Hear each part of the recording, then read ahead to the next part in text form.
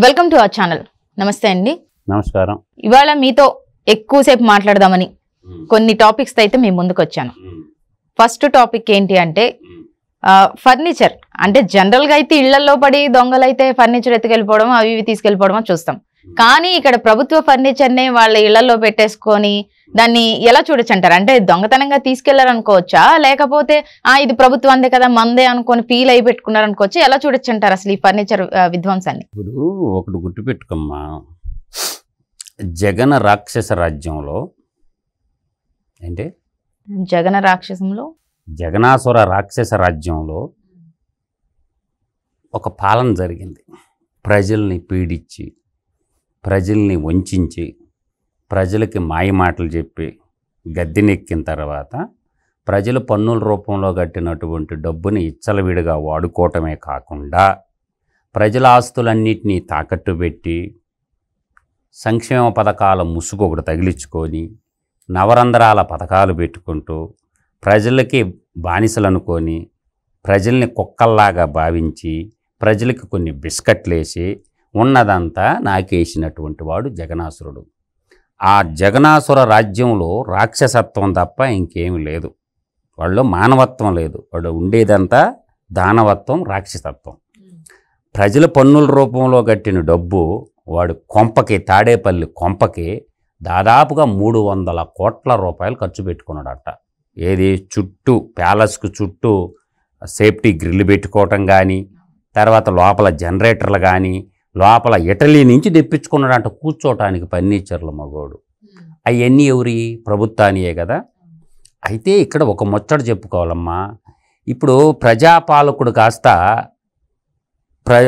ప్రజల ఆస్తులు దొంగోడుగా మిగిలిపోయిండు. దొంగోడే కదమ్మా. ఇప్పుడు నువ్వు ప్రజాస్వామ్యంలో ఎన్నుకున్న తర్వాత నీ దగ్గర ఉన్న ప్రభుత్వ ఆస్తులు రెండో ప్రభుత్వానికి ఇచ్చేయాల. అందువల్ల ఇప్పుడు ఫర్నిచర్ దొంగగా మిగిలిపోయిండు. కాబట్టి సిగ్గు లేకుండా గతంలో స్పీకరు కోడెల శివప్రసాద్ అనే ఉండేవాడు, డాక్టర్ కోడెల శివప్రసాద్ గారు. రాష్ట్ర విభజనప్పుడు కొంత ఫర్నిచర్ ఆయన వాళ్ళ షోరూమ్కి ఏదో అక్కడ పెట్టడానికి, లేకపోతే అప్పుడు ఏం బిల్డింగులు లేవు కదా, వాళ్ళ షోరూంలో పెడితే వీళ్ళ ప్రభుత్వం మారంగానే కేసు పెట్టి చివరికి అతని మీద కేసు రిజిస్టర్ చేసి పోలీస్ స్టేషన్లో పెట్టి ఇంకా కొట్టాలనుకున్న క్షణంలో ఆయన ఇంత బతికి ఎందుకు రంజి ఊరేసుకొని చచ్చిపోయిండు. ఇప్పుడు వీడు ఎన్నిసార్లు ఊరు తీసుకోవాలా తాడేపల్లి కొంపలో? అదంతా ప్రజల ఆస్తే కదా. ప్రభుత్వానికి తిరిగియకుండా లెటర్ల మీద లెటర్లు రాస్తూ మీరు ఎత్తుకొంబోండి, నువ్వు ఎందుకు ఆనించి తెచ్చినావు, తెచ్చుకొంబోయి పెట్టురా బాయ్, ఆడుండే ఆడ పెట్టు. ఇప్పుడు ఏమంటాడు, నేను ఆడకు చేర్చమంటే ఆడికి చేరుస్తాను అని చెప్తాడు. ఇప్పుడు ఈ 100 రోజులు వాడుకున్నదే. అందువల్ల ఏంటంటే ప్రభుత్వం కూడా కేసులు నమోదు చేసేసి ఆ జగనాసురుడు మీద, ఆ జగనాసుర పాలన అంతా రాక్షస పాలన కాబట్టి కేసు అయితే నమోదు చేయాలి. ఎందుకు మీనమేషాలు లెక్కెడుతున్నారు ఊరికి అర్థం కావటం లేదు. దాదాపు ప్రజల రూపాయి జీతగాడికి ఇప్పుడు కూర్చోడానికి అంత వాల్యుబుల్ కుర్చీలు ఎందుకమ్మా నీక, అంత రాచరిక పోడలు ఎందుకు? ప్రజాస్వామ్యంలో ప్రజల కోసం, ప్రజల కొరకు, ప్రజలకు సేవకుడుగా ఉండాల్సినోడు ప్రజల్ని తన బానిసలుగా మార్చుకొని, ఇది ప్రజాస్వామ్యం అనుకోరు. ఫ్యూడల్ వ్యవస్థ అంట. ఫ్యూడల్ వ్యవస్థ అంటే ప్రభువులు అనమాట. వాడేదో సీమాంధ్ర నేలకు రాజులాగా. అందువల్ల ఏంటంటే ఇటువంటి దుర్మార్గుడి మీద కేసు నమోదు చేయాలని నేటి ప్రభుత్వం అనేది నేను డిమాండ్ చేస్తున్నాను. ఖచ్చితంగా రెవెన్యూ రికవరీ యాక్ట్ పెట్టేసి దాన్ని వసూలు చేయాలా, అది కూడా రిటర్న్ రాబట్టాలా. ఒక్క పీసు కూడా వదులుకోవటానికి లేదు. ప్రభుత్వం అది ప్రజల ఆస్తి. మర్యాదగిస్తే మర్యాదగా, లేదంటే అతని మీద కేసు రిజిస్టర్ పెట్టి కేసు ఎఫ్ఐఆర్ చేసి ఎత్తి బొక్కలు వేయాలా. జగనాసురుడు బయట ఉండడం కంటే ఇప్పుడు జరాసంధుడు అని ఉండేవాడు, వాడు నీళ్ళల్లో దాక్కుండేవాడు. జరాసంధుడు అంటే ఏంది, వాడి పేరు ఎందుకు వచ్చింది? వాడికి నీళ్ళల్లో దాక్కుంటాడు జరాసంధుడు. వాడు ఏంటంటే వాడు పైన ఈడు తాడేపల్లి కొంపలో దాక్కుంటాడు ఈ జగనాసురుడు. వాడేమో అంటే నది నీళ్ళల్లో దాక్కుని ఊడుకోపడ్డాడు జరాసంధుడు. వాడిని పట్టుకోవాలంటే చాలా కష్టం. ఈడేంటంటే ఈ జగనాసురుడు ఏంటంటే తాడేపల్లి కొంపలో దాక్కుంటాడు అనమాట. కాబట్టి పొగబట్టి బయటికి రెప్పియాలా, అవి మొత్తం తీసేసుకోవాలా అని మాత్రం నేను డిమాండ్ చేయగలను. కేసు అయితే నమోదు చేయాలమ్మా. శవ రాజకీయాలు చేయడంలో జగన్మోహన్ రెడ్డి దిట్ట అని మనందరికీ తెలిసిన విషయమే. ఇప్పుడు పొంగునూరు పాప విషయం తీసుకుంటే కనుక దాన్ని కూడా రాజకీయం చేయాలని చూస్తున్నారు జగన్మోహన్ రెడ్డి. సో దీన్ని ఎలా చూడొచ్చు అంటారు? వాడు రాజకీయం మొదలైందే శవంతో కదా. జగనాసురుడు ఈ కలికాల కాకరి రాజకీయం మొదలైంది తండ్రి శవంతో. ఇప్పుడు వాడు ఇంకా శవాలంటే వాడికి శవం ఏడ దొరకద్దని ఎదురు చూస్తుంటాడు. ఇప్పుడు వాస్తవంగా నేను చెప్పేది అబద్ధమా నిజమా? వాడు రాజకీయం స్టార్ట్ అయింది ఆడ పావురాల గుట్టలో తండ్రి శవంతో రాజకీయం స్టార్ట్ అయింది. తండ్రి శవాన్ని ఆడబెట్టి ఎమ్మెల్యేల చేత సంతకాల సేకరణ చేసింది ఎవరు? విజయనగరం వాళ్ళు ఉన్నాడు కదా బాబాయ్, తండ్రి లాంటి వాడు అన్నాడు కదా ఆయనే కదా, బొత్స సత్యనారాయణ కదా. అప్పుడు ఉమ్మడి రాష్ట్రంలో ఉన్నప్పుడు సంతకాల సేకరణ చేసిందంతా బొత్స సత్యనారాయణ చేపించింది. వాడు ఆధ్వర్యంలోనే సంతకాల సేకరణ జరిగింది. అందువల్ల ఏంటంటే ఆ శవ రాజకీయం ఆ నుంచి మొదలైంది. తండ్రి మరణంతో మొదలయ్యి ఇప్పుడు కూడా శవాల కోసం ఎత్తుక్కుంటా ఉంటాడు అనమాట. చిన్న పసిపిల్లమ్మ ఎవరో వాళ్ళ ఆర్థిక సంబంధాలు లావాదేవీల ద్వారా అమ్మాయిని మాయ చేసి ఎత్తుకోపోయినారు. ఎత్తుకోపోయిన అమ్మాయిని వాళ్ళు లేటుగా కంప్లైంట్ ఇవ్వడం జరిగింది. ఎంబడబడ్డారు, ప్రభుత్వం పట్టుకున్నారు, వాళ్ళని అరెస్ట్ చేశారు, జైల్లో పెట్టారు. ఏకంగా స్పందించారు కదా. గవర్నమెంట్కి తెలిసిన తర్వాత ఏం ఆగలేదు కదా, ఆ దుర్మార్గులను అరెస్ట్ చేసి కటకటాల వెనక నెట్టేశారు కదా. కాబట్టి శవ రాజకీయాలతో ఇప్పుడు తర్వాత ఈ మనుషులు బతికున్న మనుషులను కూడా శవాలు చేసిండుగా.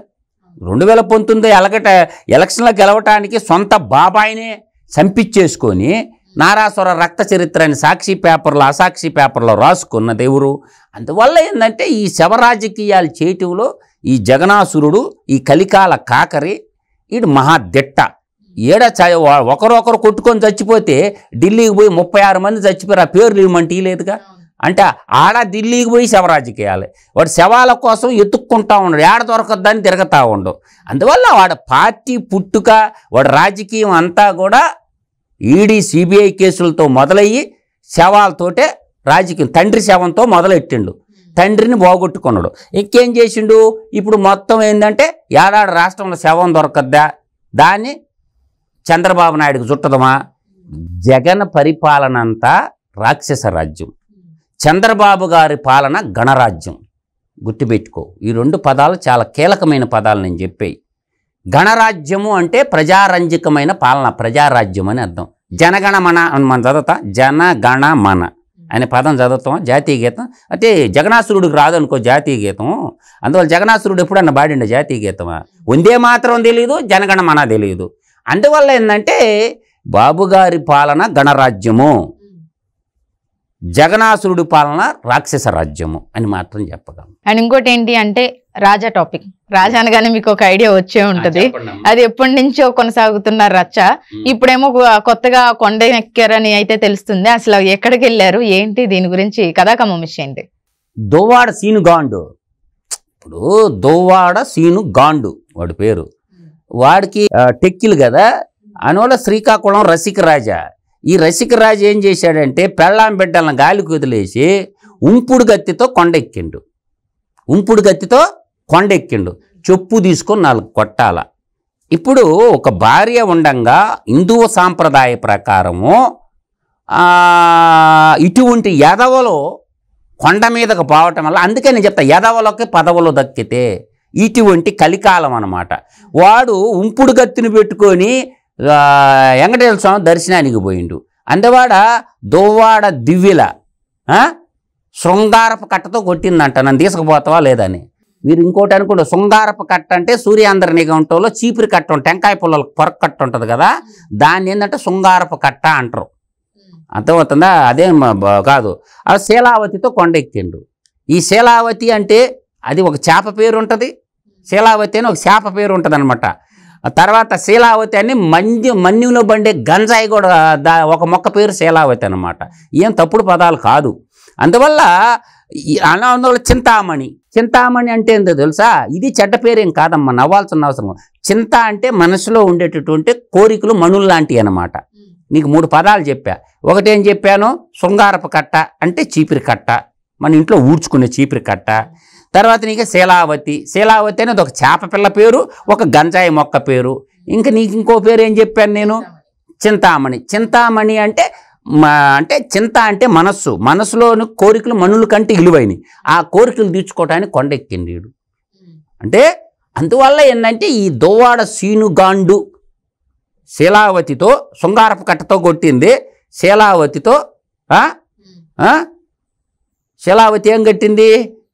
చింతామణి. చింతామణి అంటే చింత అంటే కోరికలు మనలో ఆ కోరిక తీర్చుకోవడానికి కొండెక్కిండు. కాబట్టి అటువంటి అనైతికత ఇలువలు ఉండేటటువంటి వాళ్ళు ఆ తిరుమల దేవస్థానానికి పోతే అపవిత్రం చేయొద్దురా నాయన. నేను చెప్పినట్టు మీరు శీలావతిని సేవించండి, శృంగారపు కట్టతో కొట్టించుకోండి, శీలావతి సేవించండి, చింతామణి. అందువల్ల ఏంటంటే ఈ హైందవ సమాజంలో ఎవరు చూడలేదు అనుకోకూడదన్నమాట. ఇటువంటి దరిద్రులు, పాప, నీచ నికృష్టులు, నీచ కమేనిగాళ్ళు భూమి మీద బతికేటటువంటి అర్హత లేదు. వాడు ఎమ్మెల్సీ అంటే ఆదర్శంగా తీసుకుని వాడు మళ్ళీ జగనాసురుడు బీఫామ్ ఇచ్చి టెక్కిల్లో నిలబెట్టిండు ఒక ఎమ్మెల్యేగా. అంత ఆర్థికమా ఏందే సీనుగాడు మంచోడు, ఆర్థికంగా అంతంత మాత్రమే ఇటువంటి. అందుకే అని మన రఘురామకృష్ణరాజు వరకు చెప్పలా. YSRCP అంటే యువజన శృంగార రసిక కామ పార్టీ అని ఊరక పెట్టల. దానికి ఆ పార్టీ పేరే యువజన శృంగార రసిక కామ పార్టీ. కామాంధులందరూ ఆ పార్టీలోనే ఉంటారు. అందువల్ల ఏంటంటే ఇంకో శర్మిల కూడా వాళ్ళ చెల్లెలు కూడా చెప్పొద్దా, YSRCP అంటే ఒక అర్థం చెప్పింది. Y అంటే వైవి సుబ్బారెడ్డి, S అంటే సాయిరెడ్డి అంటే వాడు కసాయిరెడ్డి, నెల్లూరు రోడ్డులా ఏడుంబాక విజయసాయిరెడ్డి సాయిరెడ్డి. R అంటే రామకృష్ణారెడ్డి, రామకృష్ణారెడ్డి సజ్జల రామకృష్ణారెడ్డి బెజ్జల దేవుడు. తర్వాత C అంటే చెవిరెడ్డి భాస్కర్ రెడ్డి, P అంటే పెద్దిరెడ్డి రామచంద్రారెడ్డి. ఈ 5గురు అని చెప్పింది. ఎవరు తోడబుట్టిన అప్పజల్లులే చెప్పింది, నా కవిత్వం కాదమ్మా. YSRCPలో వైఎస్ఆర్ లేడు, ఉండేది వైవి సుబ్బారెడ్డి. S అంటే సాయిరెడ్డి, సాయిరెడ్డి అంటే ఎవడు ఏనుంబాకం కసాయిరెడ్డి. తర్వాత R అంటే సజ్జల రామకృష్ణారెడ్డి ద్వారపాలకుడు బెజ్జల దేవుడు. C అంటే చెవిరెడ్డి భాస్కర్ రెడ్డి, P అంటే పెద్దిరెడ్డి రామచంద్రారెడ్డి. కాబట్టి వైఎస్ఆర్ పార్టీలో వైఎస్ఆర్ లేడని చెప్పింది అనమాట. అందువల్ల YSRCP అంటే యువజన, S అంటే శృంగార, R అంటే రసిక, C అంటే కామ పార్టీగా మిగిలిపోయింది. కాబట్టి అటువంటి వాళ్ళు నమ్మబాకండ్రా నాయన. సీమాంధ్ర నేల సిరులు గల్లిన సిరి సంపదల గల్లా సిరులు గల్ల నేల. అభివృద్ధి వైపు అడుగులు వేసుకోవాలా. సంక్షేమం ఎప్పుడు సంక్షోభానికి దారితీస్తుంది. అభివృద్ధికి ప్రణాళిక వేసుకొని నిరుద్యోగ యువతకి ఉపాధి కల్పన కల్పించేదనగా చంద్రబాబు పాలన గణరాజ్యం వైపు అడుగులు వేస్తుంది. కాబట్టి కొంచెం సహకరించండి. 100 రోజులైంది, 1 సంవత్సరం వెయిట్ చేయండి. తర్వాత అన్ని సంక్షేమ పథకాలు పరుగులు పెడతాయి, అభివృద్ధి పరుగులు పెడతాయి, నిరుద్యోగ సమస్య కూడా తీర్పద్ది. కాబట్టి నేటి పాలకుడికి సహకరించమంటే చంద్రబాబు గారి పాలన గణరాజ్య పాలన అని మాత్రం నేను చెప్పగలను. ఓకే, నమస్తే.